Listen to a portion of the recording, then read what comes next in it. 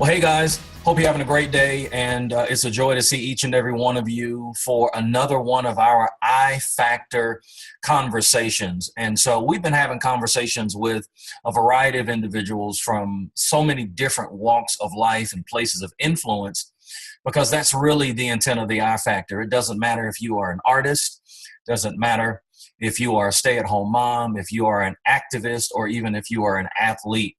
The I Factor is about leading yourself well and being whole from the inside out, because regardless of what you do, everything flows from your core. And so I'm honored today to have Brad Lomenick with me. What a tremendous leader, what a tremendous leader of leaders, writer, author, just a tremendous gentleman. And we're going to talk about, is leadership personal?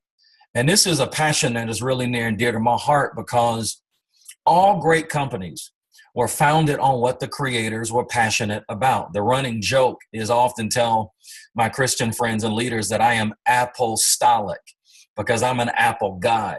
And I admire Steve Jobs. I admire him. And one of the reasons why I love the company Apple is because Steve Jobs was passionate about something, and everything that Apple is grew out of his passion. So that's what we want to talk about, because the number one rule for all CEOs, it doesn't matter if you're running a startup or if you are a multinational company, the number one rule for all CEOs is that you must be able to lead yourself well. However, the news is littered with companies that have fallen or stumbled unnecessarily because of the inability for the CEO to do just that.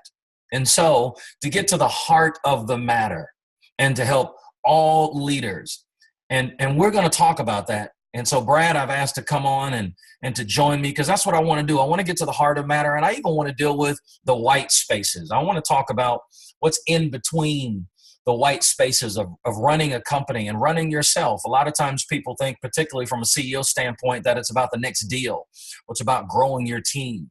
But the white spaces is, no matter how great the deal is, if you're not healthy, that company is going to be impacted. And so Brad is a former leader of Catalyst, and he's a great author. And so he's here to help me work this thing out. And so glad for all of you that are listening in. So Brad, I just want to start off by firing a couple of questions to you, because you live in the world that the I Factor really deals with. You have spent so much time dealing with leaders, and you and I both know that if those leaders are not healthy, if they are not living from a pure place internally, everything they touch is going to be impacted. So here's the first question I want to throw out to you. We've been taught, and everybody's heard this, that there is no I in team, but yet we've seen major corporations. It seems like we've had a large amount or a large increase in this situation, where major corporations have floundered or struggled because of off-the-clock behavior of the CEO. So the question I want to raise to you is, even though we've heard that there's no I in team, is it possible that there's a silent I in the concept of team? Yeah, no, I would say no question, Van. And I mean, one of the things that we all have to realize as leaders is that what you said is so true, that whatever we're leading doesn't matter unless we're leading ourselves first. And the personal side of leadership is first and foremost. And if you're not whole, if you're not healthy, if you're not flourishing, if you're not thriving as the leader, then you can fake it for a while. But at some point, the house is going to fall, the walls are going to crumble, the foundation is going to crack, and especially as you steward more, and you're more responsible, and you have more pressure, and you're as things get bigger, it's always true that if the inside and the core, as you said, is not whole, then the outside will start to deteriorate. And, when you're running something small, it's pretty easy to hide, partly because you're the one doing everything. When you're the startup person, you're taking out the trash, and you're cleaning up the table, and you're also doing the deal, and you're also getting on the phone trying to negotiate with the bank. And I mean, you're taking on all the responsibility. And as that responsibility grows, then you remove yourself from some of those places.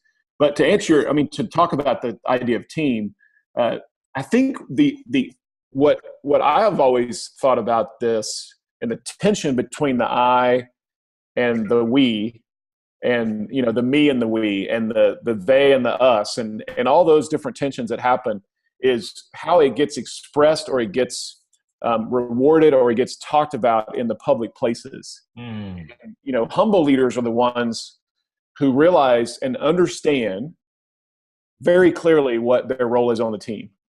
So a humble leader is not somebody who says I've got to remove myself from everything. No, they say, I have a lane I need to run in. It's very clear. And I know exactly, I'm so self-aware and so clear on what I've been called to do, what I'm wired to do, what my strengths are, that I'm gonna be really focused on the places that I add the most value. So to say, to take your example of other leaders like Steve Jobs, would you consider, we consider Steve Jobs humble? I don't know, we could argue about that. But we do know this: he knew the place on the team that he was supposed to operate in. And he grew the organization because of the fact that he knew the best place where he could add the most value. And I think to that point, the person who is the founder many times, or the point leader, is in fact very valuable. Like you can't go away into the shadows as the leader and think, well, I have to remove myself and continue to take myself out of the equation because I'm all about the team. In fact, no, you just have to figure out within the team the best seat for you to fill. And once we know that, then we can operate out of that, and then everybody around us will then help us to understand exactly what we're supposed to be doing. So let me stop there and let you comment on that, because I want to hear your thoughts too. Yeah, no, I absolutely think that is critical. What's interesting that jumps out about what you just shared with me are the conversations I've had with people around the world as I've been introducing this concept of the I factor, leading yourself well. My last book, The People Factor, a lot of people loved it. Around the world, people use it in a variety of ways.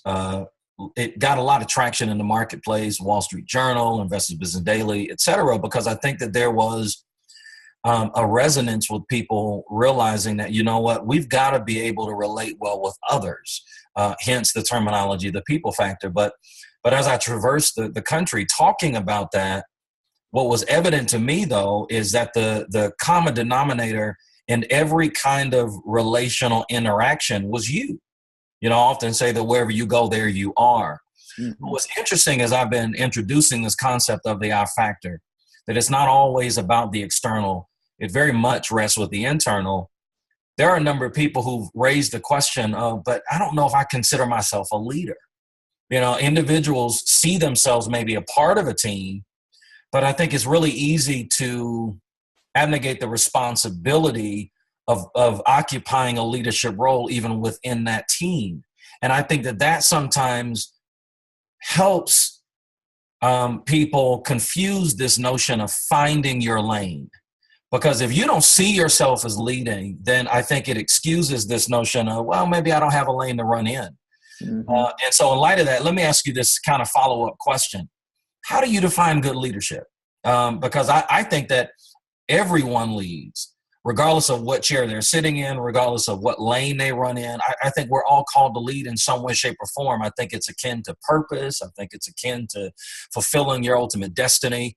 But how do you define good leadership? And I guess the connecting question to that is there a definition of leadership that, regardless of the level or your title or your capacity, is applicable to everyone? Yeah. You and I both have been around John Maxwell and served with him. And I have to go back to his definition, which is leadership is influence. Yeah. And I think that's a simple foundational statement that everybody can understand as well as get on board with, because then all of a sudden what you just said, Van, is true. Everybody is a leader because everybody has influence. And a neighbor, a parent, a son or daughter, you just fill in every single category of where we operate as people, and you are influencing someone. So by definition, all of us are leaders. And when I think of successful leaders, so if leadership is influence, then what is good influence? What does it look like to be a good leader, a successful leader? And I would say that the leaders who are good, or the leaders who are great, are the ones that make others better. Oh, that's good. And that is always, for me, the litmus test. So you may be growing the organization. You may be scaling up and to the right with your product. You may be successful in lots of different areas, but if the people around you, closest to you, are not thriving, then you're not leading well. And a lot of us can get away with it because all the other things that feel like they're the most important end up getting all the accolades. But many times on a team, people would say, man, we're having success, but I feel really empty all the time. I feel like, I'm getting drugged through the mud, and that's not successful leadership. So we have to look at it and say, are we thriving? Am I thriving? Am I moving more towards my sense of purpose and calling, both the leader as well as the team? And if all that lines up, I think that's when you really do find what successful leadership looks like. And again, it's impact. It's am I actually like making a positive difference in the lives of the people that are under my stewardship? Mm-hmm. So, and we can look at coaches, we can look at politicians, we can look at CEOs, so if the CEO, if the stock price is cranking, but the executive and leadership team absolutely despises that leader, is that good leadership? I would argue it's not. It has to be a cumulative scorecard with all the different areas. It can't just be you look at one area and go, well, because they're like helping us grow the top line of revenue, yep, then we're going to follow them. And that's where a lot of us get into trouble. Exactly. Because we're not actually measuring the most important things when it comes to, again, what you're talking about, which is the core. Like, am I healthy, and are the people around me healthy? And everything else should flow out of that, compared to, are we crushing it with all the external factors, but yet we're dying inside? Yeah, no, man, I totally agree. I think part of the reason why there's been so much pain and so much unnecessary problems, whether it's corporately, personally, across the board, is because I think we live in a world that challenges us to look at the external. Hey, this person is crushing it. Man, they built this amazing company, but then it all comes tumbling down, and so many people are hurt. And it's so much left in the aftermath, and people are like, man, how did this happen? And well, I can tell you how it easily happened. It easily happened because we were so enamored. We were so in love with all of the wrong things. It is high time that we pay attention to the stuff that matters. And I agree with you. I think that that's what real influence is. I love that phrase, the cumulative scorecard. That is not just their deliverables, not just their external persona and their charisma, but who are they at their core, the totality of that person. Because you and I both know from the days of Maxwell and his influence on all of us, you don't reproduce what you say, you only reproduce who you are.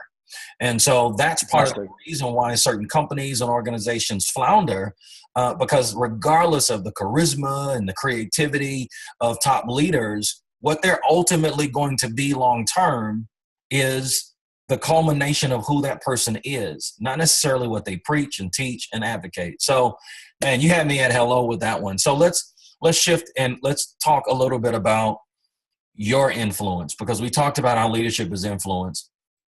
And I'm honored, man, that you would even be a part of this I-Factor conversation. I have admired you at a distance and admired your work for some time. You helped to create what I believe is probably one of the most iconic faith-based leadership conferences of our time. And some people know what I'm talking about. I'm talking about the Catalyst Conference. But here's my question when we start talking about influence. How much of yourself, who you are intrinsically at your core, how much of yourself played a role in the vision and just everything that it took to create Catalyst? How much of that, you look at it now and you look at how significant it has become, how much of your fingerprints, are still on it? Let's talk about that for a second.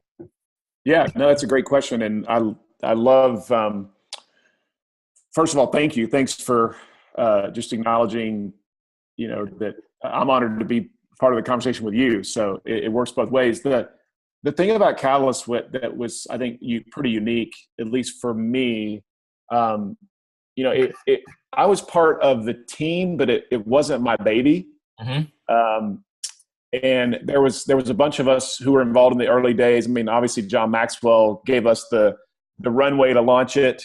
Andy Stanley was a part of it. There was several people from North Point, his church, that were involved in sitting at the table in the early days. Gabe Lyons was very instrumental, who now runs something called Q. There's just a lot of people kind of around the table. And one of the things we all felt like was important was that Catalyst would be personality less. Yes. That the essence of Catalyst as a brand and as a movement. And at the time we were starting, we weren't saying movement. We were just saying, let's actually create an event or a conference or a gathering that we want to go to. And a bunch of us were in our 20s, and we were saying to John Maxwell, who was our boss as well as like our hero, we were saying to John, hey, like, we love working for you, John. We love doing events with you, but we would actually love to do something for us, for our friends, that we would want to invite our friends to. Not that they don't want to go to your thing, but every generation needs a gathering point for the people that consider themselves part of that generation. And that was really our hope. And we launched it and watched it grow and watched it start to grow more and watch people like really get connected to it. And many of us, including myself, the way we operated, to your question, our posture was actually, let's take our fingerprints off of it. That's good. Let's make sure that this is not about any of us, and it's about this bigger story. Mm-hmm. And it was hard. So it was easy in the early days to do that, again, because it wasn't that big of a deal. Like, nobody was really paying attention to us. As it got more influential, as it got more important, as it became this, all of a sudden, this platform that we looked at and thought, oh wow, like, this could really be something that gives me stature and gives me like importance, and I want to be on stage more, and I want to speak more, and I want to be like the man. I had to fight against, no, Brad, remember the way we started this, which was, this is not about you. And the reason I stepped out 2 years ago was not because it was becoming about me, but I actually had to live out that premise, which was, you know what, you've been running it for 10 years.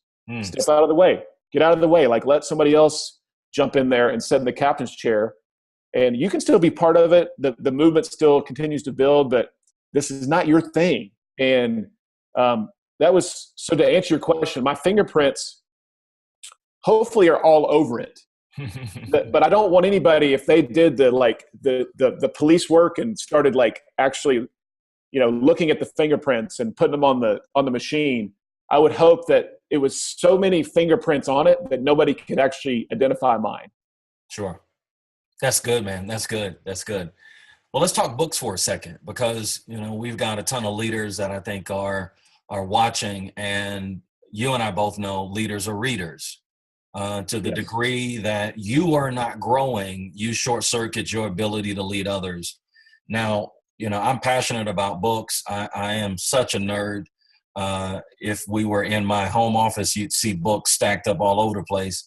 And so it's not a pretty system, but it's a passionate system, because I'm a reader and I love books and I enjoy writing them. When I wrote the I Factor, I was so compelled with this understanding that it's high time for us to be healthy from the inside out. And the big premise that I argue in the I Factor is that in order to have a successful I Factor, a healthy I Factor, it revolves around a proper understanding of three key components: identity, significance, and perspective. And out of the three, one of the ones that really, really, really is kind of my baby is this notion of identity, that your who is not your do. So whenever I minister, whenever I teach, whenever I lecture, that's probably one of the premises or the principles that I end up like really, really pounding the most, because what I found is that that's the beginning. That's where everything else kind of unlocks and flows from. That when I get to the core of who I am and know what that is and stand on that firm foundation, everything else flows from that. That's my love for the I factor. You've written an amazing book, H3 Leadership. And so tell me, what is your kind of baby? What is your favorite kind of principle or premise from your own book, H3 Leadership, and how can we apply that today? Yeah. Well, I love your identity being the foundation, because it's so true. I would add the premise of self-awareness to that. Mm, And the best leaders, the most humble leaders, again, the leaders who are living out humility the most are so self-aware that they can then operate in their best place of the lane that they can run in with the most impact, that allows them to actually have something to be proud of. And again, we think just the opposite as leaders. We think, if I'm going to be humble, it's not about me. Though that is a true statement, but actually, the more humble you are, the more you realize who you are, right?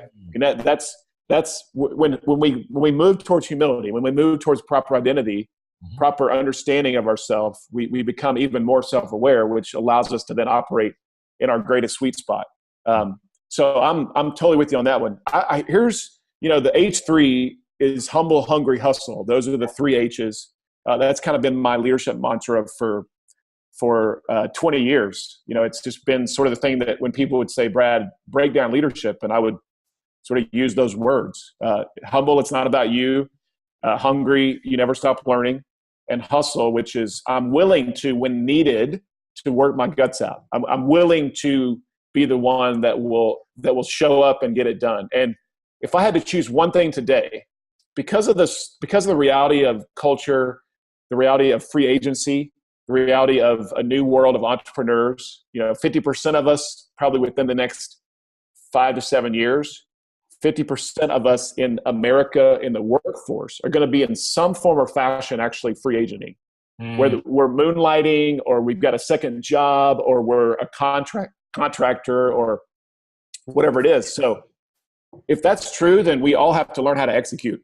mm-hmm. We all have to actually learn the posture that says, I'm willing to get in the trenches with my team or with myself or with one other person or whatever your world looks like, and I'm willing to make it happen. Mm-hmm. Seth Godin says this, like the best leaders today are the ones who know how to ship. Mm-hmm. They actually know how to get the product out of the warehouse. Mm-hmm. And the old days, if you were just an ideator, if you were a conceptor, if you were in charge, you felt like, okay, now I've reached the top. I can go sit in the corner office and put my feet up on the desk and drink a spritzer and bark commands out to all the team. Yep. That's just not true anymore. You have to be part of the solution of moving things across the finish line. So that would be my one thing I would say currently is you have to be willing as a leader to be part of the process of moving things into the end zone. You can't just be this guy who says, or the woman who says, I'm going to take it to like the 50-yard line and then somebody else drive it in. No, like it's all of our jobs today to move things, to execute, to get it done, to make it happen. Awesome. One last question, and we'll do rapid fire, really. I'm thinking in my mind about one of the Martin Short characters that cracked me up. I don't know if you've seen, I think it's Jiminy Glick's. Yeah, it's hilarious. And I love how he does those rapid fire questions. So I got one rapid fire question for you. Is leadership indeed personal? Go. Yes, no question. Yeah, Awesome. it has to be. And it has to be both personal in terms of leading myself, and it also has to be passionate. Wow. You have to be passionate about leadership and passionate about leading yourself. So where does the passion come from? It comes from the internal engine that is running, hopefully, and that never goes out. You cannot coast as a leader. If you start coasting, then you're done. You're soon to be replaced, or you're soon to be passed up. That's so good. Well, there you have it. I want to thank those of you that have been a part of this I Factor conversation, and special thanks to my guest today, Brad Lomenick. What a tremendous leader. What great pearls of wisdom. Thanks for taking the time out. And to all of you that if you haven't gotten the I Factor book yet, make sure you get it. Make sure you also pick up Brad's book, H3 Leadership. I love that, man. Humble, hungry, and being willing to hustle. So make sure that both of those books are in your library, the I Factor and H3 Leadership. And I know that your life will never be the same as a result. For those of you that are new to I Factor Conversations, you can easily go out to ifactorbook.com. And there's some great things out there, some great resources, as well as your ability to grab the book. You can also grab the I Factor anywhere that books are sold, as well as H3 Leadership by Brad Lomenick. Take care, guys. See you at our next I Factor discussion and conversation. Take care.